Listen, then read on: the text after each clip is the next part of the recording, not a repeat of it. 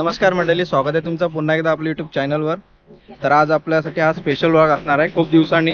आज आपण चाललोय म्हणजे माझ्या मामाच्या गावाला वडावला पेन येते, कारण तिथे आता जत्रा आहे, खूप मोठी जत्रा असते आणि त्यांच्या पारंपरिक पद्धतीच्या ज्या रीती असतात खूप वेगळ्या असतात, आगळ्या वेगळ्या असतात। म्हणजे अशा कुठे तुम्ही बघितलं नसाल। ते देव काढण्याचा खेळ असतो, त्याच्यानंतर भैरीदेवाची पालखी असते, त्या पालखीत जी आपले पेढींचे काटे असतात ते मारतात अंगावर। खरोखर बघण्यासारखी यात्रा असते त्यांची। तर चला आपण आता ते यात्रेमध्ये जाऊयात। म्हणजे आता तिथे भैरीदेवाची पालखी निघते ना, तर आपण तिथून सुरुवात करूया। पालखी आपण थोड्या अंतरापर्यंत बघू, त्याच्यानंतर आपला देवकाठांचा जो खेळ चालू आहे तो आपण बघायला जाऊ। तो पण म्हणजे तुम्हाला दाखवायचा प्रयत्न करेन मी। आणि आपला चॅनल कोण नवीन असेल त्यांनी सबस्क्राईब आताच करून ठेवा, कारण जेणेकरून त्यांना पुढची व्हिडिओ बघायला भेटतील। तर चला आता आपण जाऊयात, आपली पालखी कुठपर्यंत आली ते बघायला।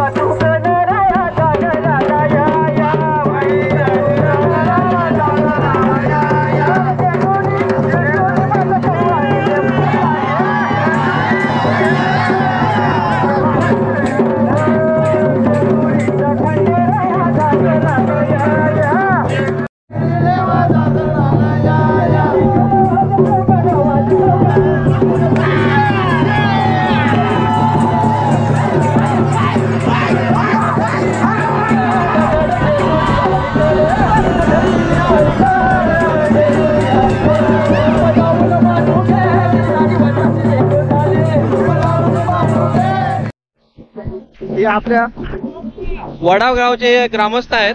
तर आपल्या पालखीचं नियोजन त्यांचा कसं असतं, पालखीचं नियोजन कसं असतं ते आपल्याला थोडक्यात सांगतायत. हो सांगता येईल. ही आमची परंपरा बरेच वर्ष जवळजवळ आमच्या म्हाताऱ्यांपासून जवळजवळ 120-25 वर्ष परंपरा चालू आहे. आणि ती जशी म्हातारी आमची परंपरा चालू ठेवली तशी आम्ही पण सध्या ती परंपरा चालू ठेवत आहोत. आम्ही तर आता पड्डलची वारकरी आहोत. आणि या यात्रेच्या दिवशी आमचा असा एक हातात जोश येतो ना, हातात पेटवून घेऊन आम्ही मारायला लागतो. काट्याची पेटवून भरलेली. हे काटे का मारतो ते आमच्या वडिलांपासून चालू प्रथा आहे. ती प्रथा अशी आहे की काही जे केलेलं ते आम्हीच करतो. त्यांच्या पायावर पाय ठेवून आम्ही चालत आहोत. अशी आमची प्रथा आहे. आणि आपल्या काट्यांचा जो खेळ असतो हा किती वर्षापासून चालू झालेला त्याला कसं सर्व लोक काढायचं असतात. घराचं काम झालं थोडी यावेळी सगळं यात्रेच्या मागे असतात. खूप बाहेर लोक खूप यात्रेतील लोक बाहेर लोक येतात. कारण आपल्या यात्रेचा प्रमुख काट्यांचा खेळ आणि मोठं मांडलो आम्ही देवळच्या करिता जेवण 9-10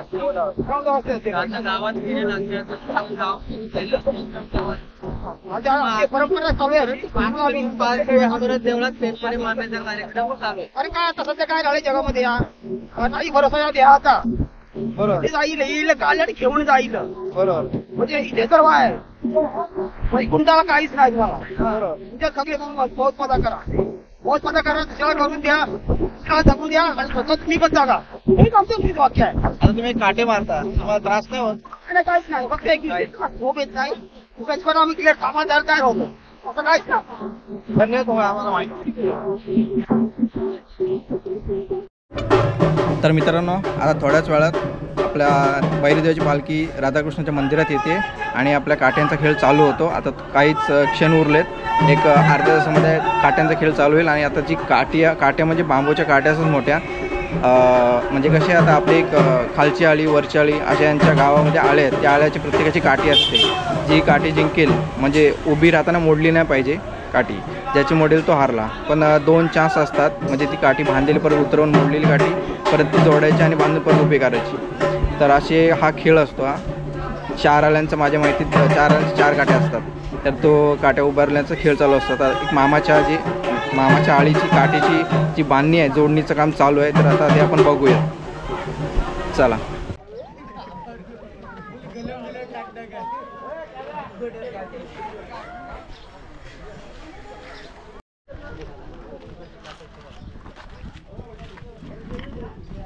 कुठं असतं आता मी चालू झाला